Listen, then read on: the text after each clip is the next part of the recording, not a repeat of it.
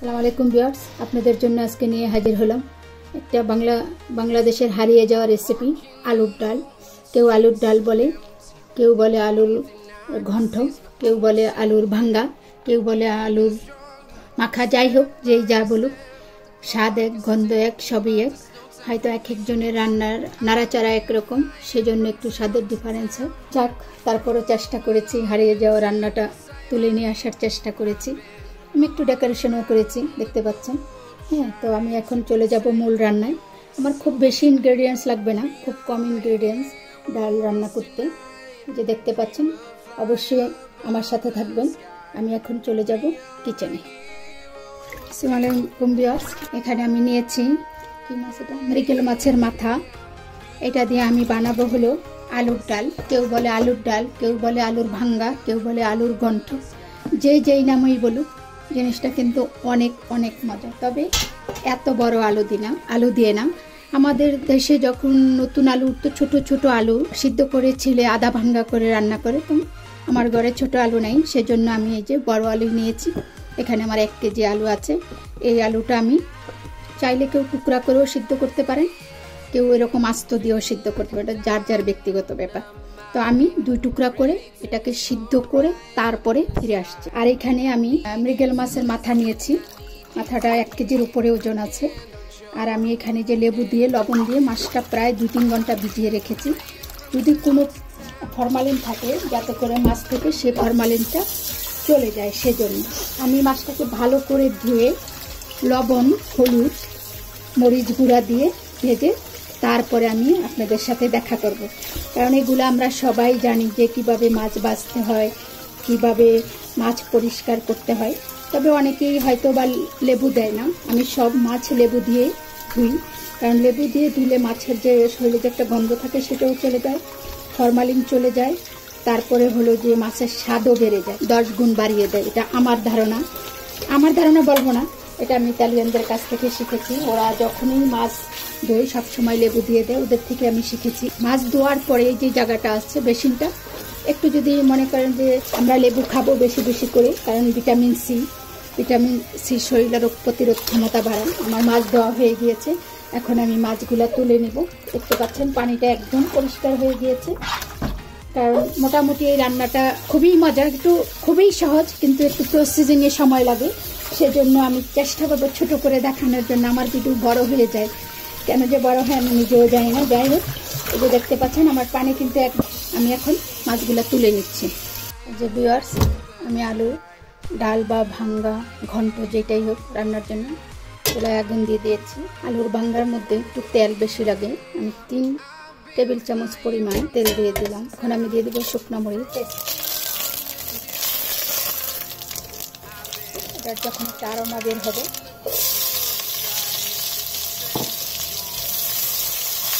পেঁয়াজটা একটু নরম হলে আমি ফিরে আসছি। আমার পেঁয়াজ একটু হালকা ব্রাউন হয়ে আসছে। এখন আমি এখানে 2 চা চামচ আদা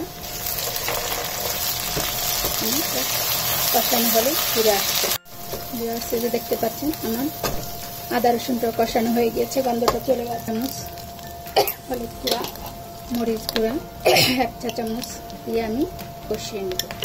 মধ্যে যে আমি জিরা গুঁড়া দিয়েছি, জিরা ফোড়ন দিয়েছি, এটা একটা ফ্লেভারের জন্য। কারণ রান্নাটা খুব পুরনো রান্না, আমাদের দেশের এমন কোনো অঞ্চল নাই যে কেউ বলতে পারবে। এখন আমি টমেটোকে দিয়ে দেব। এখন আমি পাচ্ছেন আমার মশলাটা কষানো হয়ে গিয়েছে। হ্যাঁ, টমেটোটাও গলে গিয়েছে। এখন আমি দিয়ে দিব লবণগুলো একটু বেশি হয়ে যায়, কেন লবণগুলো ভিজে গেছে। এই দেশে অনেক ড্যাম, সেই জন্য লবণ ভিজে যায়। মনে হচ্ছে 1 চা চামচ, কিন্তু এখানে আরও বেশি হয়েছে। আমি 1 চা চামচের মতো দিয়ে দিলাম, 1 চা চামচের সাথে একটু কম। এখন আমি দিয়ে দিব হলো, একটা কথা বলে রাখি ভিউয়ার্স, যখন এই ধরনের রান্না করবেন চেষ্টা করবেন সবসময় গরম পানি ইউজ করার জন্য। এটা আমার এই দীর্ঘদিনের অভিজ্ঞতা, যে গরম পানি দিলে আপনি মনে করেন এখন এই যে এটা ফুটতে আছে, বলক আসছে, এখন যদি আমি ঠান্ডা পানি দিই তাহলে কিন্তু জিনিসটা একদম পুরো ঠান্ডা হয়ে যাবে, আবার গরম হয়, তাতে মনে হয় স্বাদটা নষ্ট হয়ে যায়। আমার কাছে যেটা মনে হয়। তারপরে এক একজনের এক এক রকম ওপিনিয়ন থাকতে পারে। আর সবাই রান্না খুব মজা, আমি বলবো না যে আমারটা খুব। এরকম 2-3 মিনিট কষে তারপর ফিরে আসছি। দেখতে পাচ্ছেন কষানো হয়ে গিয়েছে। আমি আলু যে সিদ্ধ করেছিলাম ভেঙে নিয়েছি সেগুলো দিয়ে দিব। খুব মিহি করে নেই, একটু ভাঙ্গা ভাঙ্গা, মুখে দিলে মাঝে মাঝে একটু আলু যদি পড়ে সেটা খেতে অনেক ভালো লাগে আমার কাছে। কেউ যদি চান যে না গ্রেটার দিয়ে গ্রেট করে দিতে চান, সেটা যার যার ব্যক্তিগত ব্যাপার। আমি আমার আম্মার হাতে এইভাবেই খেয়েছি। এখন জানি না খায় কিনা, দেশের মানুষ এখন খুব বিদেশি রান্না পছন্দ করে, বিদেশি রান্না, যে চাউমিন খাবে, এই খাবে, সেই খাবে। কিন্তু আমরাও খাই যেহেতু বাইরে থাকি আলহামদুলিল্লাহ, কিন্তু দেশের এই খাবারগুলোও খুব মিস করি। দেখতে পাচ্ছেন এভাবে আমি কষি। এখন আর কষানোর কিছু নেই, আলু তো আলুর মধ্যে এমনি মশলা ঢুকে যায়। এখন আমি দিয়ে দেব ফুটন্ত গরম পানি। বিসমিল্লাহ। এই রান্নাটা করতে কিন্তু বেশি সময় লাগে না যদি সবকিছু রেডি করা থাকে, যেমন মাছ ভাজা থাকে, আলু সিদ্ধ করে ভেঙে রাখা হয়, তাহলে কিন্তু খুব একটা সময় লাগে না। এরকম যে সবাই রাখবেন তা না, আমি একটু মাঝে মাঝে একটু মানে আলু মুখে পড়বে সেটা আমার কাছে ভালো লাগে, সেজন্য আমার মতো করে আমি রান্না করছি। আপনারা আপনাদের মতো করে করবেন। রান্নাটা হারিয়ে গেছে, বিদেশে আসার পরে খাই মাঝে মাঝে, হয়তো বছরে একবার দুবার। অথচ মুরুগণ্ঠ খাওয়া হয়, মাছের মাথা দিয়ে ঘণ্ট খাওয়া হয়, মুরুগণ্ঠ মাসকালের ডাল দিয়ে, মুগ ডাল দিয়ে। কিন্তু আলুর এই ঘণ্ট বা ডাল এটা খুব কম খাওয়া হয়। আসলে কি আমাদের দেশের মতো ওই ছোট আলুগুলা পাওয়া যায় না, আমাদের দেশের ছোট আলুগুলা তো অনেক এখানে পাওয়া যায় না, এখানে অন্য টাইপের ছোট পাওয়া যায়, ওটা দিয়েও ভালো লাগে। কিন্তু আজকে আমার ঘরে ছিল না, এই জন্য আমি বড় বড় আলু দিয়ে করলাম। এখন লকডাউন, বাহিরে গিয়ে 2-3 ঘন্টা দাঁড়িয়ে থাকতে হবে বাজার মার্কেটে ঢোকার জন্য, সেজন্য আমি চিন্তা করলাম থাক। তো ঠিক আছে, আমি এটা ফুটে ওঠার পরে মানে মোটামুটি রান্না হওয়ার পরে ফিরে 5 থেকে 10 মিনিট লাগবে। আমি আসছি 5 মিনিট পর। ভিউয়ার্স, 5 মিনিট পরে ফিরে আসছি। এই তরকারিটা কিন্তু একটু ঝাল ঝাল হবে, একটু ঝাল মানে একটু কড়া ঝাল, একটু কড়া লবণ হবে। এখন আমি এর মধ্যে দিয়ে দিব হলো এই যে পেঁয়াজের।